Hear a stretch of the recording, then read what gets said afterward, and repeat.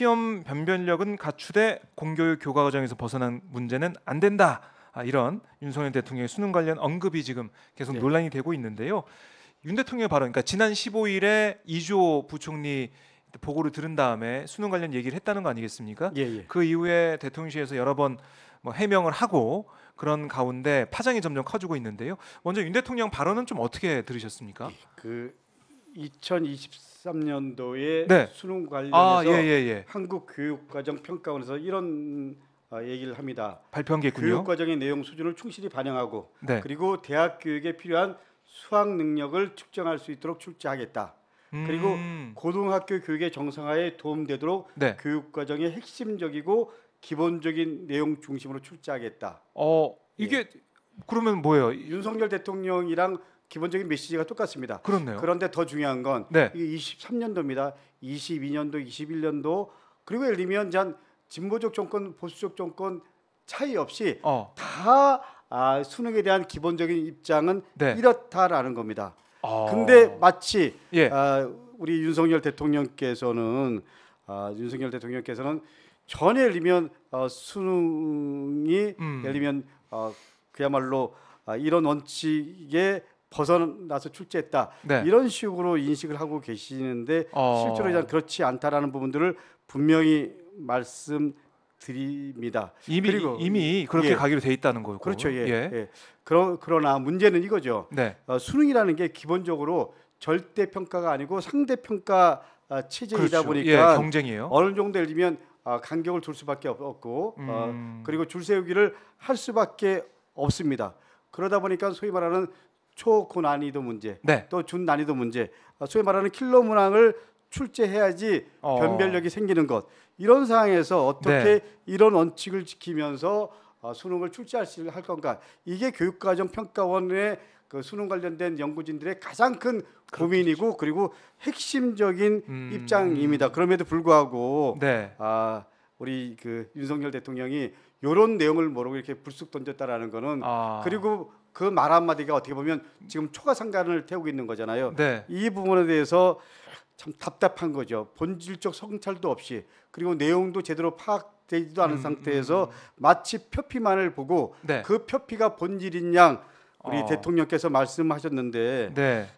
이런 부분을 접한 우리 그 수험 당사자들이나 우리 학부모님들, 학교 당국은 얼마나 좀 답답할까 이런 생각이 듭니다. 네, 그러니까 이게 이제 6월 모의 평가에서는 예. 윤 대통령이 생각하는, 그러니까 이 대통령실 입장에서는 이게 3월부터 얘기를 했었고, 그러니까 올해 초부터 계속해서 얘기를 해왔던 지시사항이었는데 그게 잘 안 됐다는 거 아닙니까? 6월 모의 평가 결과가 아직 안 나온 상황인데 어쨌든 이게 어렵게 나온 것 같다 이렇게 보면서 이런 지적도 하고 그다음에 지시사항도 다시 한번 내린 것 같은데 이게 수능 앞두고 있는 수험생들하고 학부모 입장에서는 너무나 이 발언 자체 이걸 듣고 좀 이른바 멘붕에 빠졌을 것 같아요. 어떻게 좀 얘기 좀 듣고 계세요? 제가 수능을 앞둔 수험생들은 지금 황당하고요. 네. 열받겠죠. 그리고 부모님들 입장에서는 상당히 혼란스러울 거고요. 그리고 학교의 선생님들은 이걸 어떻게 상황들을 바라봐야 되냐, 판단해야 되냐 이런 답답함들이 있을 겁니다. 이 결과적으로 수능 5개월을 앞둔 상황에서 학교 현장은 지금 대혼란이 일어나고 있고요. 그리고 좀 전에 말씀드린 대로 학생들은 이걸 남은 5개월을 어떻게 보내야 되나, 어떻게 해야 되나. 지금 6월달 모의고사 관련해서 이런 메시지를 보낸 거잖아요. 근데 윤석열 대통령이 아실지 모르겠지만 교육과정 평가원은 공식적으로 1년에 2번 이렇게 모의고사를 봅니다. 6월, 9월. 예. 그래갖고 난이도 관련된 부분 이게 난이도가 제대로 맞았는지 이런 어쨌거나 좀 전에 말씀드린 대로 파악을 해보는 거죠. 상대평가이기 때문에 그래갖고 난이도 조절하고 그리고 교육과정에 대한 부분들을 어떻게 잘 담아낼 건지 난이도와 같이 연계하면서 이런 고민들을 하는데 대통령이 불쑥 던진 한마디에 평가원장은 사표를 내고 그리고 예를 들면 우리 교육부의 대학 입시 담당 국장은 대기 발령 나고 그리고 예를 들면 더한 거는 평가원 교육부랑 국무총리실이 합동으로 감사를 하겠다라는 거잖아요. 그렇죠. 이게 맞냐? 우리 박종훈 기자님 아실지 모르겠지만 지금 우리 이 수능 관련해서 4년 예고제를 합니다. 4년 예고제를 한다라는 건 아이들이나 학교 당국이 그 4년 예고제의 기준에 맞게 준비를 안정적으로 할 수 있도록 네. 하는 것. 근데 한 4년 예고제가 완전히 무너지는 겁니다. 그렇지. 대통령 한마디에. 5개월 이거 남겨놓고. 예. 그러니까 28년도 예를 들면 그러면 4년 예고제에 따르면 한 28년도는 새로운 이게 내년 초까지 이 수능 관련된 네. 방향성들이 결정돼야 되는데 어허. 그때 수능에 대한 큰 틀을 어떻게 할 건지 예. 예를 들면 자격고사 할 건지 아니면 뭐 절대평가제 할 건지 아니면 수능 자체를 폐지할 건지 네. 이렇게 한번 큰 틀에서 교육부가 검토해봐라. 아하. 이렇게 하면은 뭐 대통령 입장에서 충분히 그럴 수 있죠. 근데 5개월 남은 시점에서 4년 예고제에 따라서 평가원과 교육부가 나름대로 계속 착실하게 준비해 가고 있는데 이것 자체를 완전히 무력화시켰다라는 거는 대통령의 권한을 넘은 거죠. 그래서 우리 교육과정평가원의 초대 원장이었던 그리고 수능 체제를 만들었던 박도순 고대 명예교수가 네네. 이런 말은 대통령이 하실 말이 아니다. 그리고 이런 말은 전문가들한테 맡기는 게 맞다라고 네. 직언을 합니다. 근데 윤 대통령의 진심은 그거는 거예요. 사교육이 너무 심한 거 아니냐. 지금 26조 원 시장 규모라고 하거든요. 이게 사실 교육비에 돈이 많이 들어가게 되면 가처분 소득도 줄어들고 가게가 힘든 상황. 이건 우리가 다 아는 그런 부분 아니겠습니까? 사교육을 줄이기 위한 방안으로 교과 과정에서 아까 이제 판넬에도 있지만 그 내용을 다시 한번 강조한 거다. 이런 취지의 지금 반박을 하고 있는 모습도 있는데요. 그러니까 사교육 경감. 그 역대 수능에서 2001년도 수능이 제일 소위 말하는 물수능이었다라고 합니다. 네. 그래요. 근데 네. 2001년도에 아닙니다. 저는 그 전에 예. 저 어려울 때 봤습니다. 근데 예. 그 당시에 어. 소위 말하는 풍선 효과라 그래갖고요. 사교육비가 더 늘어났다고 얘기하더라고요. 수능이 쉬었을 때요. 예.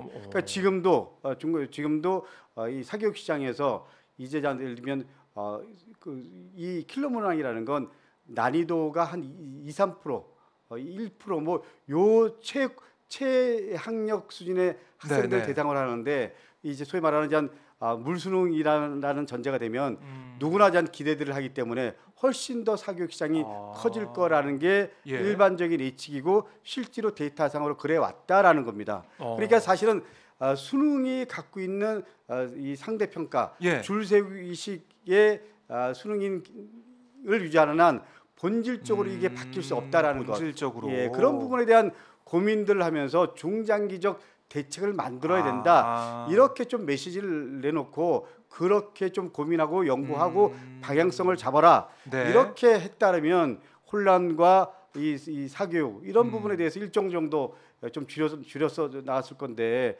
지금은 사교육 시장이 한 5개월 남은 대학 입시라는 입장에서 보면 훨씬 더 커질 거라는 게 대체적인 우리 사교육 시장 전문가들이나 그리고 또 교육 현장에 있는 분들의 얘기입니다. 이걸 어떻게 해야 되죠?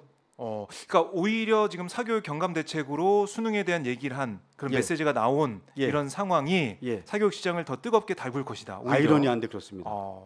그럼 어떻게 해야 됩니까? 사교육 어떻게 줄여야 돼요? 어떻게 좀 저는 보고 계세요? 저는 개인적으로 수능 체제에 대한 근본적인 고민을 해야 된다. 그래서 수능을 절대고사하거나 아니면 자격고사하거나 그러니까 절대평가제로 하거나 자격 시험식을 해야 된다는 거예요? 그렇게 가야 된다.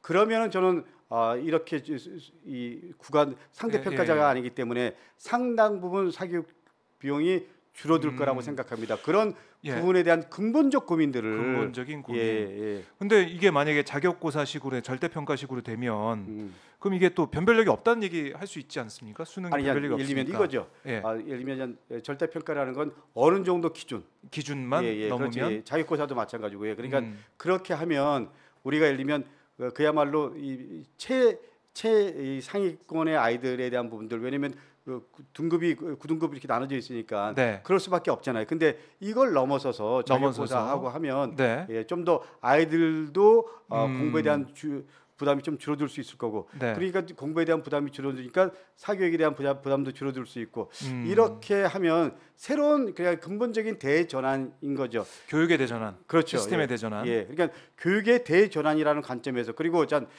그 학력 지상주의라는 관점을 넘어서 그리고 이 상대 평가라는 게 예를 들면 너 잘 되고 또 나 못 되고 나 잘 되면 네가 못 되고 이런 거잖아. 이런 게 아니고 근본적으로 경쟁, 예. 우리가 함께 더불어 이런 부분에 대한 큰 틀에서 좀 서로 같이 공유하면서 서로 협력하면서 서로에 대한 존재들을 그 인정하면서 네. 이렇게 갈 수 있는 교육의 근본 대전환이 필요하다는 관점에서 저는 좀 전에 말씀하신 대로 이 절대평가제나 저는 뭐 좀 더 예를 들면 수능 폐지에 대한 고민 뭐 이렇게까지 한번 우리가 해봐야 된다고 생각하는데 구체적인 거는 좀 더 입시 관련 전문가들과 한번 논의들을 중장기적으로 해야죠. 그러니까 참 교육 문제가 어려워요. 교육 문제가 어렵죠. 어렵고 이게 그동안 우리가 뭐 몇 년 전에는 사실은 뭐 정시 확대 이렇게 해가지고 수시에서 정시로 많이 또 바뀌는 부분도 있었고 사실 뭐 그 부분도 제 느낌을 편하게 말씀드리면 우리 문재인 정부 때 정시 확대 있었잖아요. 네. 저는 뼈아픈 실책이었습니다. 아 그렇게 보세요? 네, 뼈아픈 실책이었죠. 네. 근데 그런 부분에서 우리 박정호 기자님 말씀하신 대로 교육의 본질적 그냥 현상적인 모습만 갖고 얘기하는 것이 아니고 윤석열 대통령도 이조 장관도 좀 본질적 고민들을 해야 된다. 그리고 예를 들면 좀 더 중장기적 입장에서 바라보고 그리고 당장 우리 그 수능을 앞둔 우리 고3 학생들이나 학부모 그리고 학교 당국의 입장들 고민하면서 적어도 예를 들면 현 체제 내에서 법적 근거와 그리고 학생들에 대한 입장들 존중하면서 방향성들을 잡는 게 맞다라는 게 기본적인 제 생각입니다. 그래요. 그러니까 이렇게 이제 5개월 수능 앞둔 상황에서 불쑥불쑥 던져가지고 학생들 또 학부모들 혼란스럽게 하는 것은 맞지 않다 이렇게 정리해 볼 수가 있겠는데 사실은 뭐 윤 대통령이 이제 공정수능 대통령께서 공정수능 이런 단어까지 얘기를 하면서 공정에 가야 된다 이렇게 얘기를 하고 있는데 이게 윤 대통령 발언 이후에 이주호 교육부 장관이 사과도 했고 국민들께 죄송하다는 사과도 했고 또 인사 조치도 있었고 그다음에 평가원장도 물러나고 이런 흐름이 좀 보이고 있는데요.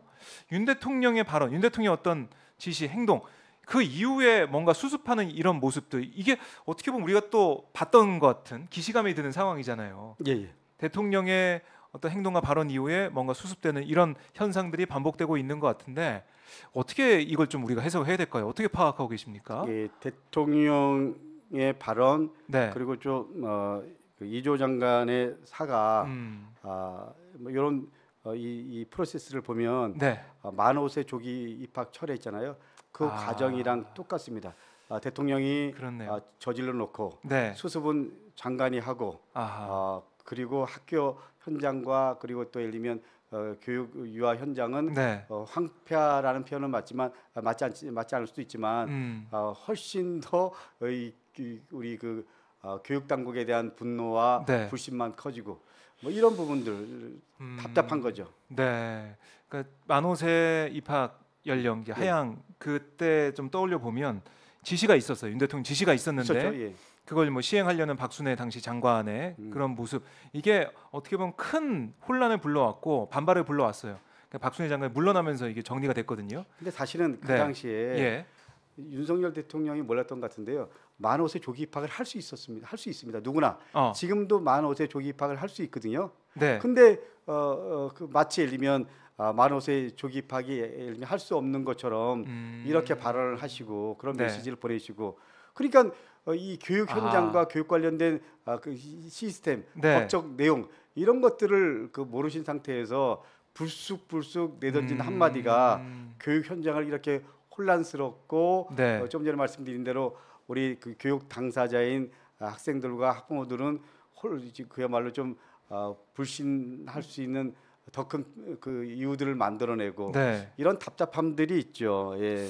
그래요. 근데 이번 이제 교육 관련된 혼란이 또 벌어지다 보니까 정부 여당에서 아까 뭐 정부는 이주호 장관이 사과를 했다고 했지만은 여당에서 박대출 정책위원장은 이런 얘기도 하더라고요. 아니 윤 대통령이 입시 전문가다 이렇게 얘기를 했어요.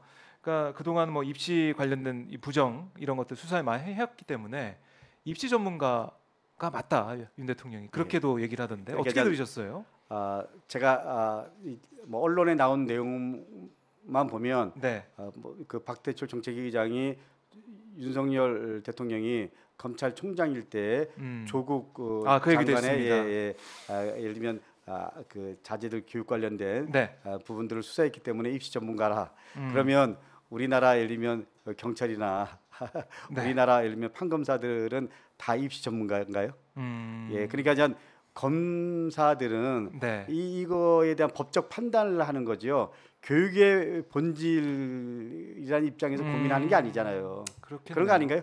네. 어떻게 교육을 법적의 판단 이게 마치 교육의 본질인 것처럼 박대출 정책위 의장이 한다라는 게 네. 그야말로 제가 보기엔 교육을 뭐 법적 기술자 입장에서 바라보는 윤석열 대통령이나 네. 박대출 정책위 의장이나 제가 보기엔 좀 이런 표현 쓰면 하지만 네. 한심하고 답답합니다. 교육은 교육의 본질적 입장 있잖아요. 네. 예를 들면 큰 틀에서 한 영혼이 태어났어.